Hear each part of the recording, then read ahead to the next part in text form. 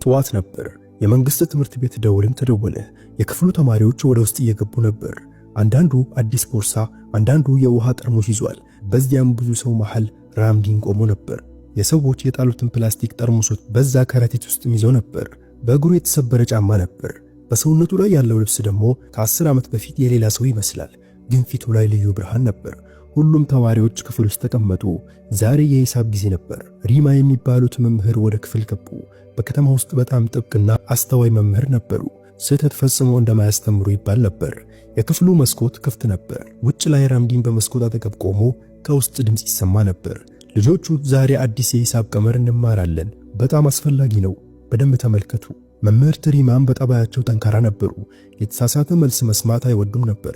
ለተማሪዎች እንደ ብርቱ ዳይሬክተር ነበሩ። ሪማ መምህርት በጥቁር ሰሌዳ ላይ ወይም በብላክቦርድ ላይ በጣም አስቸጋሪ የቆየ ቀመርም ጻፉ። ተማሪዎች ሁሉ የሚያስፈራ ቀመር። ክፍሉ በጸጥታም ሰፈነ። አንዳንዶቹ ዝም አሉ፣ አንዳንዶቹ ግራ ገባቸው። ሌሎች በሹክሹክታ ይህ በየዓመቱ ስህተት ይሆናል። መምህር ደግሞ እንደገናም ትቆጣለች።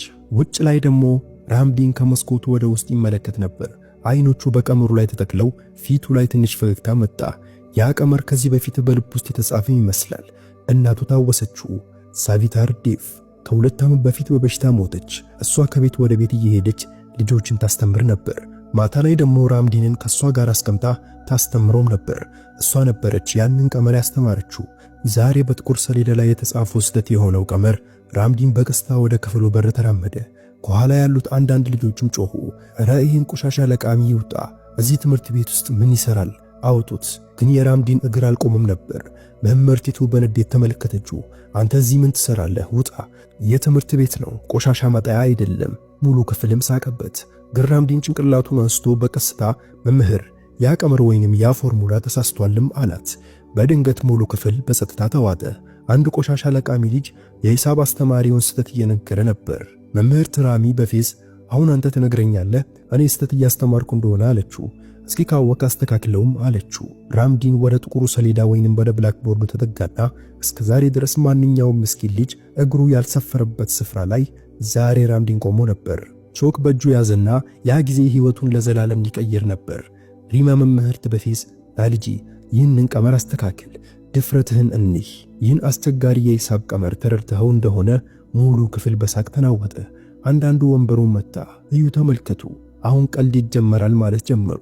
ግን በራምዲን ፊት ላይ ፍርሃትም ሆነ ቁጣ አልነበርም። ብቻ ሰጥ ያለ ቁም ነገር ነበር። ሂሳብ ሳይሆን ያለፈው መከራ እንደያዘውም ቆመ። ቀስ ብሎ የሄደ ጥቁር ሰሌዳው ላይም ቀረበ።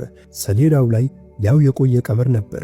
ለብዙ ዓመታት ልጆቹን ሲያወዛግብ የነበረ በሀገር ውስጥ የመማሪያ መጽሐፍት የታተመና ማንም ሰው እንደገና ለመፈተሽ አስፈላጊ ሆኖ ያላየው ቀመር ግን ዛሬ ደብተር ሆነ መጽሐፍ የሌለው ልጅ ያው ልጅ የትምህርት ቤቱን በጣም ጥብቅ መምህር የሆነውን ስህተት ሊያስተካክል ነበር።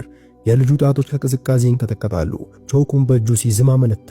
እናቱ ያቺን ምሽት ያስታወሳት ይመስል ነበር። እናቱ በተቀደደ ብርድ ልብስ ውስጥ ሂሳብ ስታስተምረው የእናቱ ድምፅ በጆሮ አስተጋባ። ራምዲን ሂሳብ ለማስፈራት አይደለም ልጄ፣ ለመረዳት ነው። ከተረዳኸው በዚህ ዓለም ውስጥ ምንም ኃይል ሊያቆምህ አይችልም። የራምዲን አይኖች በእንባ ሞሉ፣ ግን እንባውን አቆየው። ቾኩን ሰሌዳው ላይ ያስቀመጠና ሳይናገር ቀስ በቀስ መጀመሪያ የአስተማሪውን የተጻፈ ቀመር ማጠፋው። ሙሉ ክፍልም ተገረመ። ከዛ አንድ በአንድ መስመር መጻፍ ጀመረ። እጁ ይርገበገባል፣ ግን አእምሮው ንጹህ ነበር። በድህነት የተማረውን ያንን ያልተሟላ ትምህርት ልክ እንደ አንድ አስተማሪ ልጆቹን እንደሚያስረዳ ሰሌዳ ላይ መጻፍም ጀመረ። የመጀመሪያው መስመር በክፍል ውስጥ ጸጥታ፣ ሁለተኛው መስመር የአስተማሪው አይኖችም ተከፈቱ።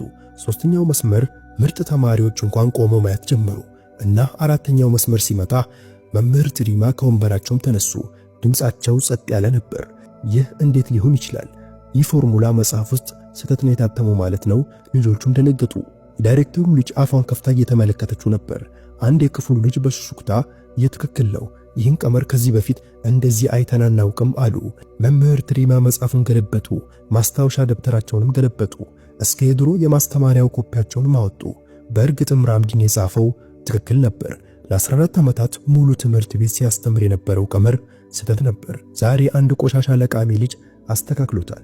የመምህርት ሪማ ከንፈሮች ይንቀጠቀጡ ነበር። በጥብቅ አይኖቿ ውስጥ ለመጀመሪያ ጊዜ አክብሮት የሚመስል ነገርም ታየ።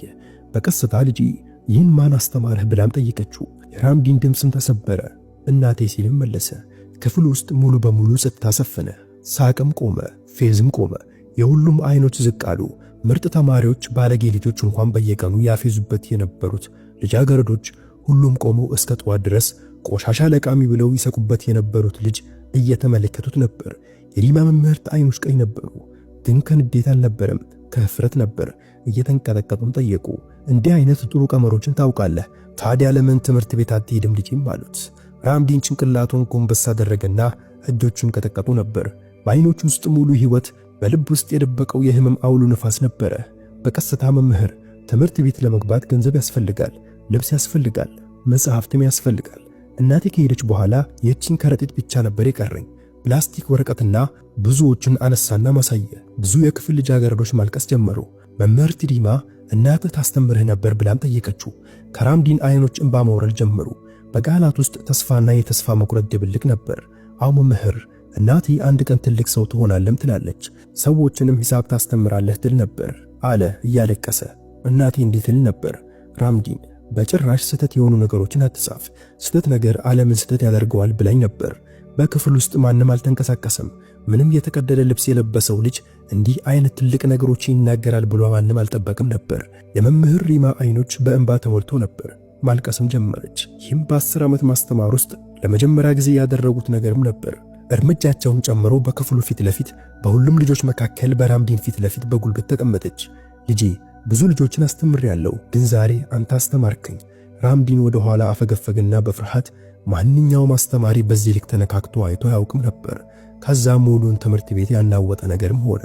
መምህርት ሪማ ከዛሬ ጀምሮ ይህ ልጅ የዚህ ትምህርት ቤት ተማሪ ይሆናል፣ የትም መቀመጥ ይችላል፣ በፈለገው ክፍል መማር ይችላልም አሉ።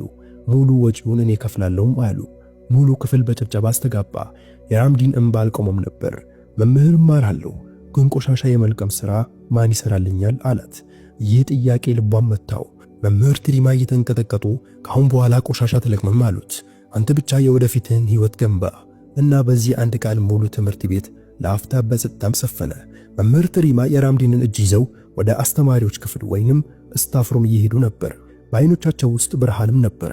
ለመጀመሪያ ጊዜ ሙያቸው ትክክለኛ ትርጉም ያስረዳቸው ልጅ ያገኙም ይመስላል። ግን በዛን ጊዜ አስተማሪዎች ክፍል ውስጥ የተቀመጡ 2 አስተማሪዎች ተነስተውም ቆሙ። ፊታቸው ላይ ቁጣ ነበር። አንድ አስተማሪ በታላቅ ድምፅ ራሚ፣ ምንድነው የምታደርጊው? ቆሻሻ ለቃሚ ልጆችን ትምህርት ቤት ውስጥ እንዴት ታስገቢያለሽም አሏት። ሁለተኛው አስተማሪ በፌዝ እሱ በክፍል ውስጥ ይቀመጣል ከሀብታም ልጆች ጋር ታሞ ቢሆንስም አላት። መምህርት ራኒም ደነገጠች።